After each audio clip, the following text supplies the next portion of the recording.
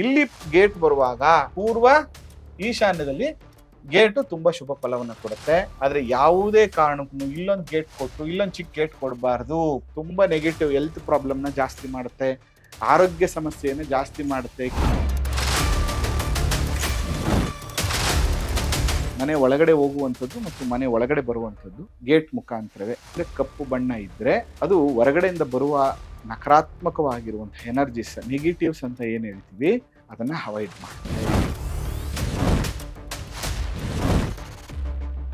Seller ಅನ್ಕೊಳ್ಳೋಣ, ಇಲ್ಲ underground ಮಾಡಿದ್ರೆ ಅಥವಾ ಸೆಲ್ಲರ್ ಪಾಯಿಂಟ್ ಮಾಡಿದ್ರೆ ಅಥವಾ ಪಾರ್ಕಿಂಗ್ ಏರಿಯಾ ಅಂತ ಮಾಡಿದ್ರೆ ಪೂರ್ವ ಈಶಾನ್ಯದಿಂದನೇ ಒಳಗಡೆ ಬರ್ಬೇಕು ಹೊರತು ಯಾವುದೇ ಕಾರಣಕ್ಕೂ ಅಗ್ನಿ ಮೂಲೆಯಿಂದ ಒಳಗಡೆ ಬರಬಾರ್ದು.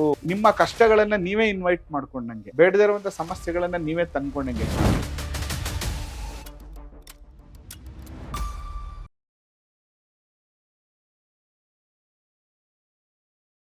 ಶ್ರೀ ಗುರುಭ್ಯೋ ನಮಃ. ಮಾಯಕಾರ ಪ್ರಭು ನಮಃ. ಗಣೇಶ ದೇವಿ ವಾಗ್ದೇವಿ ಮಮ ವಾಕ್ಯ ಸಿದ್ಧಿ ಸ್ವಾಹ. ವಾಸ್ತು ಪುರುಷಾಯ ವಿದ್ಮಹೆ ಕ್ಷೇಮಂಕರಾಯ ಧೀಮಹಿ ತನ್ನೋ ವಾಸ್ತು ಪ್ರಚೋದಯಾತ್. ಆರಾಧ್ಯ ದೈವನಾಗಿರುವಂತಹ ಮಲೆ ಮಹದೇಶ್ವರರನ್ನ ಮನದಲ್ಲಿ ನೆನೆಯುತ್ತಾ ವಿದ್ಯಾಗುರುಗಳ ತಂದೆ ತಾಯಿಯ ಪಾದಾರವಿಂದಗಳಿಗೆ ನಮಸ್ಕಾರವನ್ನು ಮಾಡ್ತಾ ಜಗದ್ಗುರು ಪಂಚಾಚಾರ್ಯರನ್ನು ಬಸವಾದಿ ಶರಣರನ್ನ ಮನದಲ್ಲಿ ನೆನೆಯುತ್ತಾ ನನ್ನೆಲ್ಲ ಪ್ರೀತಿಯ ವಾಸ್ತು ವಿಜ್ಞಾನ ವೀಕ್ಷಕ ಬಂಧುಗಳಿಗೆ ನಿಮ್ಮ ಮುಗುರು ಮಧು ದೀಕ್ಷಿತ್ ಮಾಡುವ ಪರಿಪೂರ್ಣವಾದಂಥ ನಮಸ್ಕಾರ. ಹೇಗಿದ್ರಿ ಎಲ್ಲರೂ? ಚೆನ್ನಾಗಿದ್ರಿ ಅಂತ ನಾನು ಕೂಡ ಭಾವಿಸ್ತೇನೆ. ಇನ್ನು ಯಾರೆಲ್ಲ ನಮ್ಮ ಚಾನಲ್ನ ಸಬ್ಸ್ಕ್ರೈಬ್ ಆಗಿಲ್ಲ, ಸಬ್ಸ್ಕ್ರೈಬ್ ಆಗಿ ಶೇರ್ ಮಾಡಿ ಮತ್ತು ಸಪೋರ್ಟ್ ಮಾಡಿ. ಇದೇ ತಿಂಗಳು 26ನೇ ತಾರೀಕು ಪಿರಮಿಡ್ ವಾಸ್ತು ಕ್ಲಾಸ್ ಮಾಡ್ತಾ ಇದ್ದೇನೆ ಮೈಸೂರು ರೋಟ್ರಿ ಹಾಲಲ್ಲಿ. ಯಾರಿಗೆಲ್ಲ ಆಸಕ್ತಿ ಇದೆ, ಕಲಿಬೇಕು ಅನ್ನುವಂಥವ್ರು ಖಂಡಿತವಾಗಿಯೂ ಅಡ್ಮಿಷನ್ ಅನ್ನ ಪಡ್ಕೊಳ್ಳಿ ಅಂತ ಹೇಳ್ತಾ, ನೋಡಿ, ವಾಸ್ತು ಅಂತ ಬಂದಾಗ ಕೆಲವೊಂದು ವಿಚಾರಗಳನ್ನು ಬಹಳ ಎಚ್ಚರಿಕೆಯಿಂದ ತಗೋಬೇಕು. ಕಾರ್ ಪಾರ್ಕಿಂಗ್ ಮತ್ತು ನಿಮ್ಮ ಗೇಟ್, ಯಾವಾಗಲೂ ನಾನು ಗೇಟ್ಗೆ ಏನು ಹೇಳ್ತೀನಿ ಅಂದರೆ, ಈ ಗೇಟ್ಗೆ ಕಪ್ಪು ಬಣ್ಣವನ್ನೇ ಹಾಕಿ, ಅದು ತುಂಬ ಒಳ್ಳೆಯದು.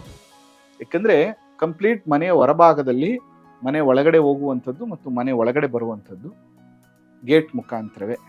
ಅದು ಬ್ಲ್ಯಾಕ್ ಕಲರ್ ಇದ್ರೆ, ಅಂದರೆ ಕಪ್ಪು ಬಣ್ಣ ಇದ್ದರೆ ಅದು ಹೊರಗಡೆಯಿಂದ ಬರುವ ನಕಾರಾತ್ಮಕವಾಗಿರುವಂಥ ಎನರ್ಜಿಸ್, ನೆಗೆಟಿವ್ಸ್ ಅಂತ ಏನು ಹೇಳ್ತೀವಿ ಅಥವಾ ದೃಷ್ಟಿದೋಷ ಅಂತ ಏನು ಕರಿತೀವಿ, ಅದನ್ನು ಅವಾಯ್ಡ್ ಮಾಡುತ್ತೆ. ಅದರ ಜೊತೆಗೆ ಅದು ಯಾವುದೇ ದಿಕ್ಕಲ್ಲಾಗಿರಲಿ, ಪೂರ್ವ ಇರಲಿ, ಉತ್ತರ ಇರಲಿ, ದಕ್ಷಿಣ ಇರಲಿ ಮತ್ತು ಪಶ್ಚಿಮ ಇರಲಿ, ಯಾವುದೇ ದಿಕ್ಕಲ್ಲಿರಲಿ, ಆದಷ್ಟು ಈ ಗೇಟ್ಗಳಿಗೆ ಗಂಟೆಯನ್ನು ಹಾಕುವಂಥ ಕೆಲಸವನ್ನು ಮಾಡಿ. ಚಿಕ್ಕ ಚಿಕ್ಕ ಗಂಟೆಗಳು ಬರುತ್ತೆ. ಈ ರೀತಿ ಗಂಟೆಗಳನ್ನು ಹಾಕೋದ್ರಿಂದ ಹೇಗೆ ನೀವು ಗೇಟನ್ನು ತೆಗಿತಾ ಇರ್ತೀರೋ ಆ ಸಂದರ್ಭದಲ್ಲಿ ಆ ಗಂಟೆಯ ಶಬ್ದ ಅಲ್ಲಿರುವಂಥ ನಕಾರಾತ್ಮಕತೆಯನ್ನು ದೂರ ಮಾಡುತ್ತೆ, ದೃಷ್ಟಿದೋಷಾದಿಗಳನ್ನು ಕಡಿಮೆ ಮಾಡುತ್ತೆ ಮತ್ತು ಆ ಗಂಟೆಯಿಂದ ಬರುವಂತಹ ತರಂಗಗಳು ಅನೇಕ ವಾಸ್ತು ದೋಷಗಳನ್ನು ನಿವಾರಣೆ ಮಾಡಿ. ಅದರಿಂದ ನೀವು ಗೇಟನ್ನು ಇಡುವಂಥ ಸಂದರ್ಭದಲ್ಲಿ ದಯವಿಟ್ಟು ಗಂಟೆಗಳನ್ನು ಹಾಕುವಂಥದ್ದನ್ನು ಕೂಡ ಮರಿಬೇಡಿ. ನೋಡಿ, ಈ ಗೇಟ್ ಮಾಡುವಾಗ ನೀವು ಮಾಡುವಂಥ ತಪ್ಪೇನೆಂದರೆ, ಇದನ್ನು ನಾವು ಮನೆ ಅಂತ ಅನ್ಕೊಳ್ಳೋಣ. ಫಸ್ಟ್ ಫ್ಲೋರಲ್ಲಿ ಮನೆ ಕಟ್ಟಿದ್ದೀರಾ, ನೀವು ಮೇಲ್ಗಡೆ ಮನೆ ಕಟ್ಟಿದ್ದೀರಾ, ಇದನ್ನು ನೀವು ಎಂಟ್ರಿ ಅಂತ ಅನ್ಕೊಳ್ಳೋಣ. ಇದು ಮನೆ ಒಳಗಡೆ ಹೋಗೋಕೆ ಎಂಟ್ರಿ. ಇಲ್ಲಿ ನೀವೇನ್ ಮಾಡ್ತಾ ಇದ್ದೀರಿ ಗೊತ್ತಾ, ಇಲ್ಲಿವರೆಗೂ ಫುಲ್ ಟೋಟಲ್, ಈಗ ಪೂರ್ವ ಈಶಾನ್ಯ ಅಂತ ಇಟ್ಕೊಳ್ಳೋಣ, ಇದಿಷ್ಟು ಕೂಡ ಗೇಟೆ. ನೋಡಿ, ಈ ತರ ಆದಾಗ ಏನಾಗುತ್ತೆ, ಇಲ್ಲೂ ಕೂಡ ಕ್ಲೋಸ್ಡ್ ಏರಿಯಾ, ನಿಮ್ಮ ಎಲಿವೇಶನ್ ಅಲ್ಲಿ ಕ್ಲೋಸ್ಡ್ ಬಂದ್ಬಿಟ್ಟಿರುತ್ತೆ. ನೋಡಿ, ಈ ತರ ಬಂದ್ಬಿಟ್ಟಿರುತ್ತೆ, ಇದು ಕ್ಲೋಸ್ ಆಗ್ಬಿಟ್ಟಿರುತ್ತೆ ಏರಿಯಾ. ಇದು ಪೂರ್ವ ಈಶಾನ್ಯ, ಇಲ್ಲಿ ಕೂಡ ದೊಡ್ಡ ಗೇಟ್, ಇಲ್ಲಿ ವೆಂಟಿಲೇಷನ್ನೇ ಬಿಟ್ಟಿರಲ್ಲ. ಇಲ್ಲೊಂದು ಡಿಸೈನ್ ಕೊಟ್ಬಿಟ್ಟು ಈ ತರ ಒಂದು ಪಟ್ಟಿ ಡಿಸೈನ್ ಕೊಟ್ಬಿಟ್ಟು ಗೇಟ್ ಅನ್ನ ಡೆಡ್ ಎಂಡ್ ವರ್ಗೂ ಇಟ್ಬಿಟ್ಟಿರ್ತೀರ.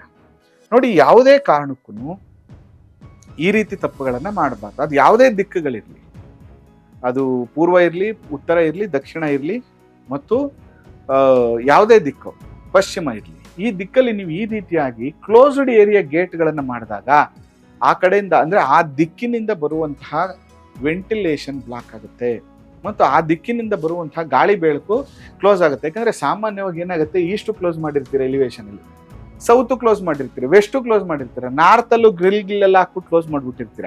ನಿಮ್ಮೊಂದು ಪ್ರಾಪರ್ ಆಗಿ ಗಾಳಿ ಬೆಳಕು ಬರಬೇಕು. ಮುಂದ್ಗಡೆ 30 ಫೀಟ್ ರೋಡೋ 40 ಫೀಟ್ ರೋಡೋ ಇರುತ್ತೆ, ಅಲ್ಲಿ ಕೂಡ ನೀವು ಇಷ್ಟು ದೊಡ್ಡ ಗೇಟ್ಗಳನ್ನ ಹಾಕೋಬಿಟ್ರೆ ನಿಮಗೆ ಗಾಳಿ ಬೆಳಕು ಹೆಂಗ್ ಬರುತ್ತೆ ಒಳಗಡೆಗೆ? ಪಾರ್ಕಿಂಗಿಗೆ ಸ್ವಲ್ಪ ಗಾಳಿ ಬೆಳಕು ಬೇಕಲ್ವಾ?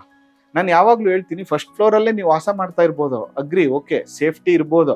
ಆದರೆ ನಿಮಗೆ ಅರ್ತ್ ಎನರ್ಜಿ ಅಂತ ಹೇಳ್ತೀವಿ, ಯಾವತ್ತು ಗ್ರೌಂಡಿಂಗ್ ತುಂಬ ಇಂಪಾರ್ಟೆಂಟ್. ಕೆಳಗಡೆನೆ ನೀವು ಗಾಳಿ ಬೆಳಕು ವಾಸ್ತುವನ್ನು ನೋಡ್ಕೊಳ್ಳಿಲ್ಲ ಅಂತಂದರೆ ನಿಮಗೆ 100% ಪ್ರಾಬ್ಲಮ್ಸ್ಗಳು ಕಟ್ಟಿಟ್ಟ ಬುತ್ತಿ. ಈಶಾನ್ಯ ಬ್ಲಾಕ್ ಮಾಡಬಾರ್ದು, ಉತ್ತರ ಈಶಾನ್ಯ ಬ್ಲಾಕ್ ಮಾಡಬಾರ್ದು, ಅಥವಾ ನಿಮಗೆ ಪಶ್ಚಿಮ ವಾಯುವ್ಯ ಬ್ಲಾಕ್ ಮಾಡಬಾರ್ದು ಪೂರ್ತಿ, ದಕ್ಷಿಣ ಆಗ್ನೇಯ ಕಂಪ್ಲೀಟ್ ಬ್ಲಾಕ್ ಮಾಡಬಾರ್ದು.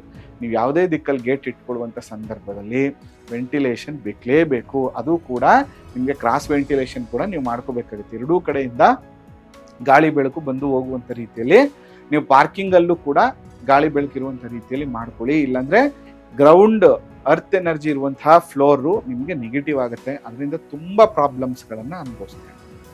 ಅದಾದಮೇಲೆ ನೆಕ್ಸ್ಟ್ ಬಂದು ನಿಮಗೆ ಗೇಟ್ ಪೊಸಿಷನ್ಸ್ ಅಂತ ಹೇಳ್ತೀವಿ ನಾವು. ಗೇಟ್ ಎಲ್ಲಿ ಬರಬೇಕು ನೋಡಿ. ಇದೊಂದು ಮನೆ ಅಂತ ಬಂದಾಗ ಸಾಮಾನ್ಯವಾಗಿ ಗೇಟ್ಗೆ ನಾವೇನು ಹೇಳ್ತೀವಿ ಅಂದರೆ, ಇಲ್ಲಿ ಪೂರ್ವ ಈಶಾನ್ಯ, ಇದು ಈಸ್ಟ್ ಅಂತ ಅನ್ಕೊಳ್ಳೋಣ. ಇಲ್ಲೊಂದು ಗೇಟ್ ಕೊಟ್ರಿ, ಇದೊಂದು ನಿಮ್ಮ ಮನೆ ಅಂತ ಇಟ್ಕೊಳ್ಳೋಣ. ಇಲ್ಲೊಂದು ಗೇಟ್ ಕೊಟ್ರಿ, ನಾರ್ತ್ ಈಸ್ಟಲ್ಲಿ ಗೇಟ್ ಕೊಟ್ರಿ, ಇಟ್ಸ್ ವೆರಿ ಗುಡ್. ನೀವೇನು ಮಾಡಿ, ಪಕ್ಕದಲ್ಲಿ ಒಂದು ಚಿಕ್ಕ ಗೇಟ್ ಕೊಡಿ. ಇದರಿಂದ ಏನಾಗುತ್ತೆ, ಎನರ್ಜಿ ಫ್ಲೋ ತುಂಬಾ ಚೆನ್ನಾಗಾಗುತ್ತೆ. ಒಂದು ದೊಡ್ಡ ಗೇಟ್ ಪಕ್ಕದಲ್ಲಿ ಚಿಕ್ಕ ಗೇಟ್ ಕೊಡ್ಬೇಕು. ಯಾಕಂದ್ರೆ ಕೆಲವು ಸರಿ ಏನಾಗ್ಬಿಡುತ್ತೆ, ನಮ್ಗೆ ಇಲ್ಲಿ ಬಾಗಿಲು ಬಂದಿರುತ್ತೆ, ಬಾಗಿಲು ಎದುರುಗಡೆನೆ ಗೇಟ್ ಬಂದ್ಬಿಡುತ್ತೆ. ಆಕ್ಚುಲಿ ಆಸ್ ಪರ್ ಶಾಸ್ತ್ರ ಎಕ್ಸಾಕ್ಟ್ ಗೇಟ್ ಎದುರುಗಡೆ ನಾವು ಡೋರ್ ಬರಬಾರ್ದು ಅಂತ ಹೇಳ್ತೀವಿ. ಬಟ್ ಅದನ್ನ ಅವಾಯ್ಡ್ ಮಾಡಕ್ ಆಗಲ್ಲ. ಯಾಕಂದ್ರೆ ನಾವು ನಾರ್ತ್ ಈಸ್ಟ್ ಅಲ್ಲಿ ಡೋರ್ ಇಟ್ಕೊಂಡಾಗ, ಉಚ್ಚ ಸ್ಥಾನದಲ್ಲಿ ಡೋರ್ನ ಕೊಟ್ಟಾಗ ಅಲ್ಲಿ ಗೇಟ್ ಬರಲೇಬೇಕು, ಬರುತ್ತೆ. ಅದರಿಂದ ನೀವೇನ್ ಹೇಳಿ ಅಂದ್ರೆ, ಇಲ್ಲೊಂದು ಗೇಟ್ ಕೊಟ್ಕೊಂಡು ಪಕ್ಕದಲ್ಲಿ ಒಂದು ಚಿಕ್ಕ ಗೇಟನ್ನ ಕೊಟ್ಕೋಬೇಕು. ಅಂದ್ರೆ ಇಲ್ಲಿ ಗೇಟ್ ಬರುವಾಗ ಪೂರ್ವ ಈಶಾನ್ಯದಲ್ಲಿ ಗೇಟು ತುಂಬಾ ಶುಭ ಫಲವನ್ನ ಕೊಡುತ್ತೆ. ಆದ್ರೆ ಯಾವುದೇ ಕಾರಣಕ್ಕೂ ಇಲ್ಲೊಂದು ಗೇಟ್ ಕೊಟ್ಟು ಇಲ್ಲೊಂದು ಚಿಕ್ಕ ಗೇಟ್ ಕೊಡಬಾರ್ದು. ಪೂರ್ವ ಆಗ್ನೇಯದಲ್ಲಿ ಒಂದು ಚಿಕ್ಕ ಗೇಟ್ ಕೊಡಬಾರ್ದು. ಇದು ತುಂಬಾ ನೆಗೆಟಿವ್ ಹೆಲ್ತ್ ಪ್ರಾಬ್ಲಮ್ನ ಜಾಸ್ತಿ ಮಾಡುತ್ತೆ, ಆರೋಗ್ಯ ಸಮಸ್ಯೆಯನ್ನ ಜಾಸ್ತಿ ಮಾಡುತ್ತೆ, ಕಿರಿಕಿರಿಯನ್ನ ಜಾಸ್ತಿ ಮಾಡುತ್ತೆ, ಮನೆಯಲ್ಲಿ ಅಭಿವೃದ್ಧಿಯನ್ನ ನಾಶ ಮಾಡುತ್ತೆ. ಅದರಿಂದ ನೋಡಿ, ಪೂರ್ವ ಈಶಾನ್ಯದ ಕಡೆಗೆ ಇರಬೇಕು. ಪಕ್ಕದಲ್ಲಿ ದೊಡ್ಡ ಗೇಟ್ ಪಕ್ಕದಲ್ಲಿ ಒಂದು ಚಿಕ್ಕ ಗೇಟ್ ಕೊಡ್ಬೇಕು ಹೊರತು ಇಲ್ಲೊಂದು ದೊಡ್ಡ ಗೇಟ್ ಕೊಟ್ಬಿಟ್ಟು ಆಗ್ನೇಯ ಮೂಲೆಯಲ್ಲಿ ಏನೋ ಒಂದು ಸ್ಕೂಟರ್ ನಿಲ್ಸಕ್ಕೆ, ಒಂದು ಸೈಕಲ್ ನಿಲ್ಸಕ್ಕೆ, ಏನೋ ಐಟಮ್ ತಗೊಂಡು ಹೋಗಕ್ಕೆ ಅಂದ್ಬಿಟ್ಟು ಯಾವುದೇ ಕಾರಣಕ್ಕೂ ಈ ಜಾಗಲ್ಲಿ ನೀಚ ಸ್ಥಾನದಲ್ಲಿ ಡೋರನ್ನ ಕೊಡಬಾರ್ದು. ಯಾವಾಗಲೂ ಈ ಕಾಂಪೌಂಡ್ ಏರಿಯಾ ಕ್ಲೋಸ್ಡ್ ಆಗೇ ಇರಬೇಕು. ಇಲ್ಲಾಂದ್ರೆ ನಿಮ್ಗೆ ತುಂಬಾ ಸಮಸ್ಯೆಗಳಾಗುತ್ತೆ. ಇದನ್ನ ಬಹಳ ಮುಖ್ಯವಾಗಿ ನೀವು ತಿಳ್ಕೊಬೇಕು. ಈ ಪೂರ್ವ ಭಾಗ ಅಂತ ಬಂದಾಗ ನಿಮ್ಗೆ ಗೇಟ್ ಹೇಗಿರ್ಬೇಕು ಮತ್ತು ಗೇಟಿನ ಪೊಸಿಷನ್ ಏನು ಅಂತ ಗೊತ್ತಾಯ್ತು. ಮತ್ತೆ ಎಂಟ್ರಿ, ಈಗ ಎಕ್ಸಾಂಪಲ್ ನೋಡಿ, ಇದನ್ನ ನೀವು ಸೆಲ್ಲರ್ ಅನ್ಕೊಳ್ಳೋಣ, ಇಲ್ಲ ಅಂಡರ್ಗ್ರೌಂಡ್ ಮಾಡಿದ್ದೀರಾ ಅಥವಾ ಸೆಲ್ಲರ್ ಪಾಯಿಂಟ್ ಮಾಡಿದ್ದೀರಾ ಅಥವಾ ಪಾರ್ಕಿಂಗ್ ಏರಿಯಾ ಅಂತ ಮಾಡಿದ್ದೀರಾ. ಅಲ್ಲಿ ಕೂಡ ನೀವೇನ್ ಮಾಡ್ಬೇಕು ಅಂದ್ರೆ, ಪೂರ್ವ ಈಶಾನ್ಯದಿಂದನೇ ಒಳಗಡೆ ಬರ್ಬೇಕು ಹೊರತು ಯಾವುದೇ ಕಾರಣಕ್ಕೂ ಅಗ್ನಿ ಮೂಲೆಯಿಂದ ಒಳಗಡೆ ಬರಬಾರ್ದು. ನೀವು ಅಗ್ನಿ ಮೂಲೆಯಿಂದ ಒಳಗಡೆ ಬರ್ತಾ ಇದ್ದೀರಾ ಅಂದ್ರೆ ನಿಮ್ಮ ಕಷ್ಟಗಳನ್ನ ನೀವೇ ಇನ್ವೈಟ್ ಮಾಡ್ಕೊಂಡಂಗೆ, ನಿಮ್ಮ ಆಸ್ಪತ್ರೆ ಖರ್ಚುಗಳನ್ನ ನೀವೇ ಇನ್ವೈಟ್ ಮಾಡ್ಕೊಂಡಂಗೆ, ಬೇಡದೇ ಇರುವಂತ ಸಮಸ್ಯೆಗಳನ್ನ ನೀವೇ ತಂದ್ಕೊಂಡಂಗೆ, ಕುಟುಂಬದ ನೆಮ್ಮದಿಯನ್ನ ನೀವೇ ಹಾಳು ಮಾಡ್ಕೊಂಡಂಗೆ. ಅದಕ್ಕೆ ಯಾವುದೇ ಕಾರಣಕ್ಕೂ ಪೂರ್ವ ಅಂತ ಬಂದಾಗ ಯಾವುದೇ ಕಾರಣಕ್ಕೂ ಪೂರ್ವ ಆಗ್ನೇಯದಲ್ಲಿ ಗೇಟ್ಗಳನ್ನು ಇಟ್ಕೊಂಡ್ರೆ ಅದು ಅತ್ಯಂತ ನಷ್ಟವನ್ನ, ತೊಂದರೆಯನ್ನ ಕೊಡುತ್ತೆ. ಅದರಿಂದ ಗೇಟ್ ಅನ್ನ ಇಡುವಂತ ಸಂದರ್ಭದಲ್ಲಿ ಬಹಳ ಎಚ್ಚರಿಕೆಯಿಂದ ನೀವು ಇಡ್ಬೇಕಾಗ್ತದೆ. ಹಾಗಾದ್ರೆ ತುಂಬಾ ಜನ ಕೇಳ್ತಾರೆ, ಗುರುಳೆ ಒಂದು ಸೈಡ್ 3 ಗೇಟ್ ಇಡ್ಬೋದಾ, 2 ಗೇಟ್ ಇಡ್ಬೋದಾ ಅಂತ. ಖಂಡಿತವಾಗಿಯೂ ಆ ಥರದ್ದು ಏನು ಸಮಸ್ಯೆಗಳಿಲ್ಲ. ಆದ್ರೆ ಕೆಲವೊಂದು ರೂಲ್ಸ್ ಇದೆ. ಇಂತಿಂಥ ದಿಕ್ಕಲ್ಲಿ ಬಂದಾಗ 3, ಈಗ ಎಕ್ಸಾಂಪಲ್ ನೋಡಿ, ಉತ್ತರದಲ್ಲಿ ಗೇಟ್ ಬಂದಾಗ ನಮ್ಗೆ ಇನ್ನೊಂದು ಗೇಟ್ ಬೇಕಂದ್ರೆ ಪೂರ್ವ ದಕ್ಷಿಣದಲ್ಲಿ ಕೂಡ ಕೊಡ್ಬೋದು, ಅಥವಾ 4 ಕಡೆಯಲ್ಲೂ ಕೂಡ ನಾವು ಗೇಟ್ಗಳನ್ನ ಕೊಡ್ಬೋದು, ಅಥವಾ ಉತ್ತರ ಈಶಾನ್ಯದಲ್ಲಿ ಕೂಡ ಕೊಡ್ಬೋದು. ಈ ಮುಂದಿನ ಬೇರೆ ಬೇರೆ ದಿಕ್ಕುಗಳಲ್ಲಿ ಎಲ್ಲಿರ್ಬೇಕು ಗೇಟ್ಗಳು ಅನ್ನುವಂಥ ವಿಷಯವನ್ನ ಮುಂದಿನ ಸಂಚಿಕೆಯಲ್ಲಿ, ಮತ್ತು ಪಾರ್ಕಿಂಗ್ ಎಂಟ್ರಿ ಹೇಗಿರ್ಬೇಕು ಅನ್ನುವಂಥದ್ದನ್ನ ಮುಂದಿನ ಸಂಚಿಕೆಗಳಲ್ಲಿ ನಾನು ತಿಳಿಸ್ಕೊಡ್ತೀನಿ ಅಂತ ಹೇಳ್ತಾ, ಯಾಕಂದ್ರೆ ತುಂಬಾ ವಿಷಯಗಳನ್ನ ಒಂದೇ ಸಂಚಿಕೆಯಲ್ಲಿ ಹೇಳಿದಾಗ ನಿಮಗೆ ಕನ್ಫ್ಯೂಷನ್ ಜಾಸ್ತಿ ಆಗ್ತದೆ.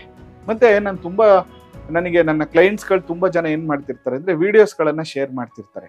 ಇವತ್ತಿನ ಪರಿಸ್ಥಿತಿ ಹೇಗಾಗಿದೆ ಅಂತಂದ್ರೆ, ನಾನು ಅನೇಕ ಸಂಸ್ಥೆಗಳಿಗೆ ಮತ್ತು ಸಿಲೆಬಸ್ಗೆ ನಾನು ವಾಸ್ತು ಸಿಲೆಬಸ್ನ ಮಾಡ್ಕೊಡ್ತೇನೆ. ಮತ್ತೆ ನನ್ನ ನಾಲೆಡ್ಜ್ ಪ್ರಕಾರ ಒಂದಷ್ಟು ಶಾಸ್ತ್ರಾಧ್ಯಯನ ಅಂತೂ ಮಾಡಿದ್ದೇನೆ.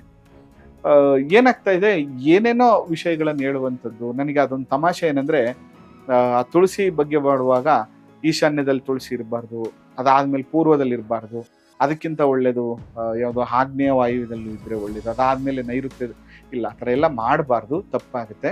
ಮತ್ತೆ ಡೋರ್ ಪೊಸಿಷನ್ ಅಂತ ಬಂದಾಗ ಈಶಾನ್ಯನ ಎನರ್ಜಿ ಅಂತ ಏನಿಲ್ಲ. ನಮಗೆ ಫಸ್ಟ್ ಪೊಸಿಷನ್ ಬಂದು 3-4ರಲ್ಲೇನೆ ನಮ್ಗೆ ಡೋರ್ ಪೊಸಿಷನ್ ಕೊಟ್ಟಿದ್ದಾರೆ. ಆಪ್ಷನಲ್ ಉಚ್ಚ ಸ್ಥಾನವನ್ನು ನಮಗೆ ಈಶಾನ್ಯದಲ್ಲಿ ಕೊಟ್ಟಿದ್ದಾರೆ. ಅದರಿಂದ ಅಲ್ಲಿ ಡೋರ್ ಇಟ್ಕೋಬಹುದು. ಅದರಿಂದ ತುಂಬ ಕನ್ಫ್ಯೂಷನ್ಸ್ ಬೇಡ. ಶಾಸ್ತ್ರವನ್ನು ಸರಳವಾಗಿ ಅರ್ಥ ಮಾಡ್ಕೊಳ್ಳಿ. ತುಂಬ ಸಿಂಪಲ್ ಮೆಥಡಲ್ಲಿ ನೀವು ಅಧ್ಯಯನ ಮಾಡಿಕೊಂಡ್ರೆ ವಾಸ್ತು ಅತ್ಯಂತ ಸುಂದರವಾದಂಥ ರಿಸಲ್ಟನ್ನು ನಿಮಗೆ ಕೊಡುತ್ತೆ ಅಂತ ಹೇಳ್ತಾ ಈ ಸಂಚಿಕೆಯನ್ನು ನಾನು ಮುಗಿಸ್ತಾ ಇದ್ದೇನೆ. ಮುಂದಿನ ಸಂಚಿಕೆಯಲ್ಲಿ ಒಂದು ಇಂಟ್ರೆಸ್ಟಿಂಗ್ ವಿಷಯವನ್ನು ತೊಗೊಂಡು ಬರ್ತೀನಿ ಅಂತ ಹೇಳ್ತಾ ಮಲೆಮಹದೇಶ್ವರರ ಅನುಗ್ರಹ ಸದಾ ನಿಮ್ಮ ಮೇಲಿರಲಿ. ನಿಮಗೂ ಕೂಡ ವಾಸ್ತು ಕನ್ಸಲ್ಟೇಷನ್ ಬೇಕು, ನೇರವಾಗಿ ಭೇಟಿ ಮಾಡಬೇಕು ಅಂದರೆ ಬಂದು ನನ್ನನ್ನು ಭೇಟಿ ಮಾಡಿ ಅಥವಾ ಅಪಾಯಿಂಟ್ಮೆಂಟ್ಸ್ಗಳನ್ನ ತಗೊಳ್ಳಿ ಅಂತ ಹೇಳ್ತಾ ಈ ಸಂಚಿಕೆಯನ್ನು ಮುಗಿಸ್ತಾ ಇದ್ದೇನೆ. ನಮಸ್ಕಾರ.